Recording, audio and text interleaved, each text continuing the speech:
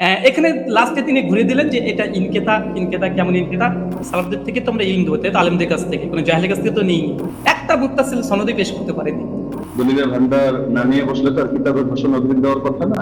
আমি কোনো প্রসঙ্গে ফতোয়াটা নেই, আমি উসুল বোঝানোর জন্য উদাহরণ দিয়েছি। তাদের বর্ণনাগুলোর মধ্যে ভিন্নতা আছে, ইস্তেরাব আছে, এই প্রসঙ্গে আমি কথাটা টেনেছি।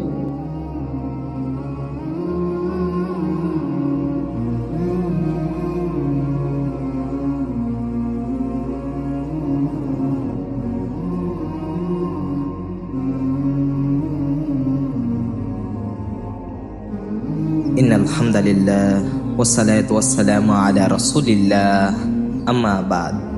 বর্তমান মুসলিম বিশ্ব আজ অপদস্থ, লাঞ্ছিত, নিপীড়িত, নির্যাতিত। প্রতিকূল পরিবেশ যেন উম্মাহকে আজ কুফারদের পায়ের তলে পড়তে বাধ্য করেছে, শত্রুপক্ষের হাতে নিজের খিলাফাত এবং জানমাল সঁপে দিতে বাধ্য করেছে। জীবনের প্রতিটি নিঃশ্বাস নেওয়া যেন আমাদের জন্য দুর্বিষ্য হয়ে উঠেছে। হিন্দুত্ববাদী এবং ইহুদিবাদীরা আমাদের অস্তিত্ব দখলের অভিযানে দিনে দিনে সফলকামী হয়ে চলেছে। এই প্রতিকূল পরিস্থিতির একমাত্র এবং সর্বোৎকৃষ্ট কারণ হলো ডিভাইডেশন তথা বিভক্তি। প্রিয় উম্মতে মুহাম্মদ সাল্লাল্লাহু আলাইহি ওয়াসাল্লাম, আজ এই আলোচনায় আমাদের এক চরম অধপতনের বিষয় আলোচনা করা হবে ইনশাআল্লাহ তাআলা। বর্তমান সময়ে অধিকাংশ মুসলিম ভাইয়েরা নিজেদের আহলে হাদিস, হানাফি, সালাফি, সায়েফি, ওয়াহাবি, হাম্বালি সহ অগণিত পরিচয় নিজেদের সাব্যস্ত করছে। শুধুমাত্র যে সাব্যস্ত করছে তাই নয়, তারা একবারের সাথে বিভক্তি, গালাগালি, মারামারি, এমনকি খুন খারাপিতেও লিপ্ত হচ্ছে। তারা দিনে দিনে অজ্ঞতার দিকে পুনরায় ধাবিত হচ্ছে, তারা পুনরায় জাহেলিয়াতের দিকে ধাবিত হচ্ছে। আজ মাঠে ময়দানে ওয়াজ মাহফিলের মঞ্চগুলোতে পরিণত হয়েছে গীবত, আলোচনা এবং সমালোচনার প্ল্যাটফর্ম হিসেবে। একজন আলেম শুরু করেছে আরেকজন আলেমের বিরুদ্ধে ফতোয়া দিতে, এক দল শুরু করেছে অন্য দলের বিরুদ্ধে ফতোয়া দিতে, একজন মুসলিম শুরু করেছে অন্য মুসলিমকে অপমান করতে। কঠিনে বাস্তবতা যেন ধীরে ধীরে মুসলিম উম্মাহকে তিলে তিলে গ্রাস করছে। আজ তোমাদের কি হয়েছে? কেন তোমরা নিজেদের আহলে হাদিস বলে দাবি করা শুরু করেছো? কেন নিজেকে হানাফিদ বলে দাবি করা শুরু করেছো? কেন দলের নামে নিজেদের মধ্যে এত মত পার্থক্য? আর কেনই বা নিজেদের মধ্যে এত দ্বন্দ্ব? হে প্রিয় উম্মাহ, আল্লাহর কসম, আজ আমাকে একটি প্রশ্নের উত্তর দিয়ে যান। কোরআন ও হাদিসের কোন জায়গায় নিজেকে আহলে হাদিস পরিচয়ের কথা উঠে এসেছে? কোরআন এবং হাদিসের কোন জায়গায় নিজেকে হানাফি দাবি করার কথা উঠে এসেছে? কোন জায়গায় বা সালাফি, শাইফি, হাম্বালি, ওয়াহাবির পরিচয় তুলে ধরার কথা বলে হয়েছে?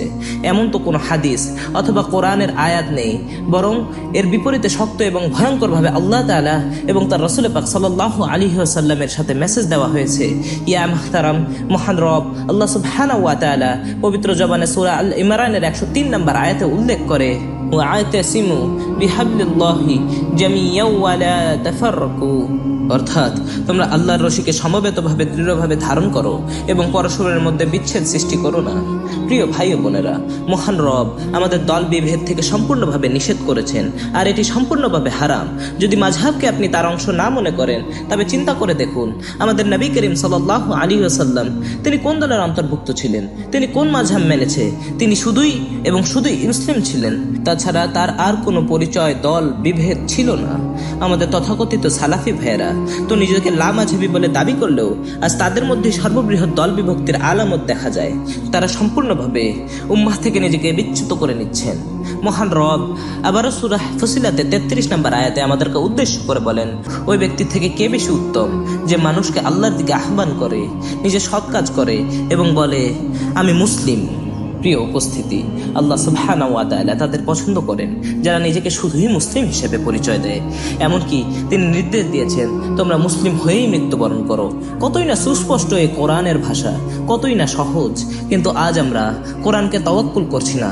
কোরআনকে তুচ্ছ করে লিপ্ত হচ্ছি নিজেদের মধ্যে দল বিভেদ সৃষ্টিতে, লিপ্ত হয়েছি নিজেদের ভাইদের বিরুদ্ধে ষড়যন্ত্র করতে, লিপ্ত হয়েছি আমার জানের প্রিয় মুসলিম ভাইয়ের সাথে সম্পর্ক বিচ্ছিন্ন করতে। হায় আফসোস, কতই না বোকা আমরা। আজ নিজেদের মধ্যে দল বিভেদের মাধ্যমে আমরা কুফারদের অপশক্তি নিজেদের মাথার উপরে সাদরে আমন্ত্রণ করছি। ইয়া উম্মতে মুহাম্মদ সাল্লাল্লাহু আলাইহি ওয়াসাল্লাম, তোমাদের কি নবী করিম সাল্লাল্লাহু আলাইহি ওয়াসাল্লামের কিয়ামতের পূর্বে হাদিস দেখে ভয় হয় না? পবিত্র আবু দাউদ শরীফের এক হাদিসে এসেছে, নবী করিম সাল্লাল্লাহু আলাইহি ওয়াসাল্লাম সহিহ হাদিসের মাধ্যমে সংবাদ দিয়েছেন যে ইহুদিরা ৭১টি দলে বিভক্ত হয়েছে, নাসারাররা বিভক্ত হয়েছে ৭২টি দলে, আর উম্মতে মুহাম্মাদি বিভক্ত হবে ৭৩টি দলে। একটি দল ব্যতীত সমস্ত দলই জাহান্নামে প্রবেশ করবে। এটি হলো সেই দল যারা নবী করিম সাল্লাল্লাহু আলাইহি ওয়াসাল্লাম এবং তার সাহাবীগণের সুন্নাহের উপর প্রতিষ্ঠিত থাকবে। এই দলটি দুনিয়াতে বিদআত লিপ্ত হওয়া থেকে সুরক্ষিত থাকবে এবং পরকালে জাহান্নামের শাস্তি থেকে মুক্তি পাবে। এটি হলো সাহায্যপ্রাপ্ত দল যা কিয়ামত পর্যন্ত হকের উপর বিজয়ী থাকবে। এ হাদিস দ্বারা কি প্রমাণিত হয়? আপনি কি সে দলের অন্তর্ভুক্ত হতে পেরেছেন? না, আপনি তা নন। কেননা এখানে সে দলের কথা উল্লেখ করা হয়েছে যারা নবী করিম সাল্লাল্লাহু আলাইহি ওয়াসাল্লামের সুন্নাহ এবং আল্লাহর আইনের উপর প্রতিষ্ঠিত থাকবে। কিন্তু আপনি কোথায় তাদের অন্তর্ভুক্ত? স্বয়ং আল্লাহর হুকুমই তো আপনি অমান্য করছেন।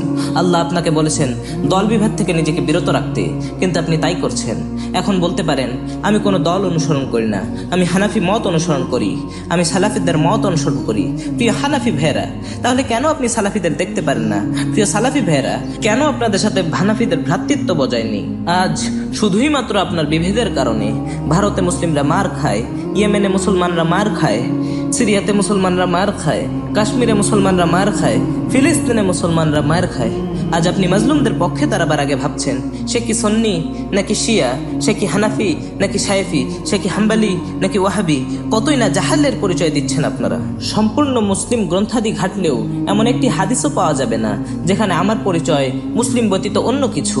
প্রিয় ভাই ও বোনেরা, দেখতে দেখতে আমরা ভিডিওর অন্তিম মুহূর্তে চলে এসেছি। শেষ একটি ছোট্ট উদাহরণের মাধ্যমে আপনাদের এই বিষয়টি বুঝিয়ে দিব ইনশাআল্লাহ তাআলা।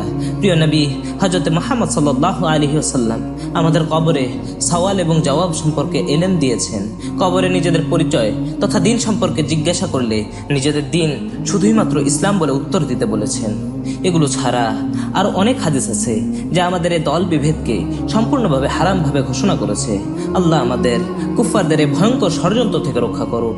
আমিন ইয়া রাব্বাল আলামিন।